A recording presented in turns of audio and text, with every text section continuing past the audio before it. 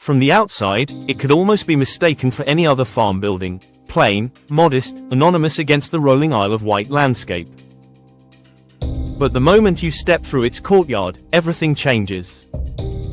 What looks like a typical agricultural shed suddenly reveals itself as something extraordinary, a space alive with character, history, and light. This is not just a barn. It is an award-winning restoration project that radiates with stories from centuries past, reimagined into a home that glows from within. The man behind this remarkable transformation is Joseph Kohlmaier, a teacher, designer, and artist whose life is as layered as the walls that surround him.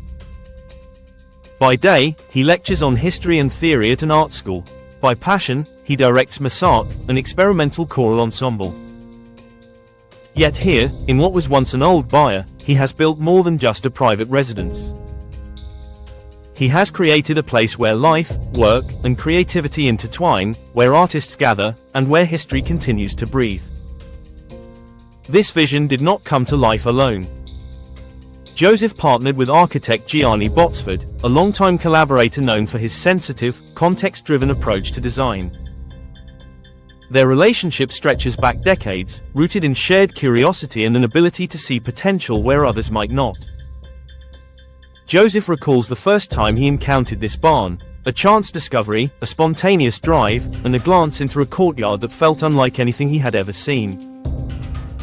Something about the way the structures from different centuries leaned into each other, forming an intimate yet expansive courtyard, spoke to him immediately. It was as though the building was waiting to be reawakened. The project they embarked on together was not about erasing the past or imposing a glossy modern veneer. It was about listening to the environment, the landscape, the centuries of stories etched into stone and timber. Every decision was grounded in respect for what was already there. For example, the 19th century barn where Joseph now works and sleeps posed a serious structural challenge. The walls, weathered by time, required support. The solution? A pragmatic bench that now doubles as an architectural feature, functional necessity turned design statement. These kinds of choices define the project, each challenge embraced rather than hidden, each imperfection woven into the character of the home. What makes this barn restoration so unique is the inside-out approach. Unlike most conversions, where the exterior is preserved and the interior polished into something entirely new, Joseph and Gianni reversed the formula. The exterior was insulated and clad in corrugated cement board, leaving the outside humble, even understated, to blend seamlessly with the surrounding landscape. But step inside, and you're confronted with the raw, unfiltered essence of history.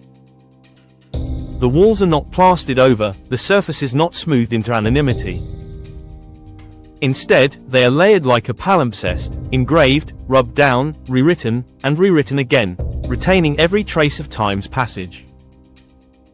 The result is a building that feels alive, whispering the many lives it has housed before. It once stood as a place of agricultural labor. Today, it continues to be a place of work, though of a different kind.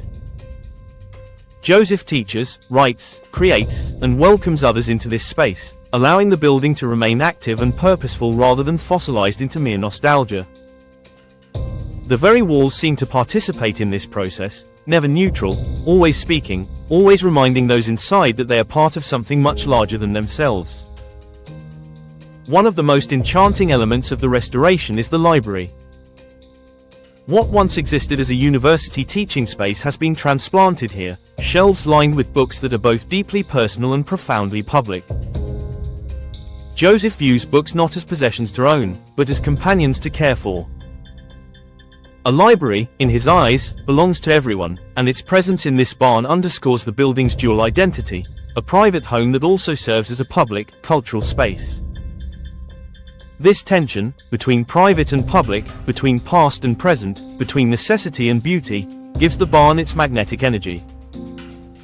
Visitors often struggle to put into words why the building feels so powerful. Perhaps it is because the space resists generic solutions. It does not follow a formula or style, nor does it pretend to be something it isn't. Instead, it is unapologetically itself, scars and all. That authenticity, combined with the warmth of the materials and the intimacy of the courtyard design, creates a rare sense of place. It is not simply a house.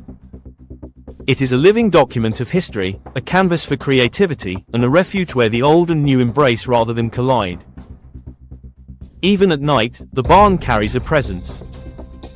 Light spills out through its openings, casting a soft glow across the courtyard, making the building appear almost lantern-like against the darkness. It is as if the barn itself is alive, radiating warmth, memory, and possibility. This glow is not just physical but symbolic, the glow of ideas, of collaboration, of art and work and life continuing to unfold inside its walls. Projects like these remind us of the power of design, not to overwrite but to reveal. To uncover what is already there and allow it to speak in new ways. The old byre is not about perfection, it's about honesty. Every decision, from structural supports to material choices, was made in conversation with the past. That humility, that willingness to let history remain visible, is what sets this barn apart from the many conversions that strip old buildings of their soul. For Joseph, the barn is more than a home. It is a framework for living, a container for relationships, for teaching, for making music, for reading, and for sharing with others. It is a reminder that architecture at its best is not about spectacle or style, but about fostering connection, between people, between ideas, and between times. In the end, the old byre glows not only because of the light that fills it but because of the life that continues to animate it.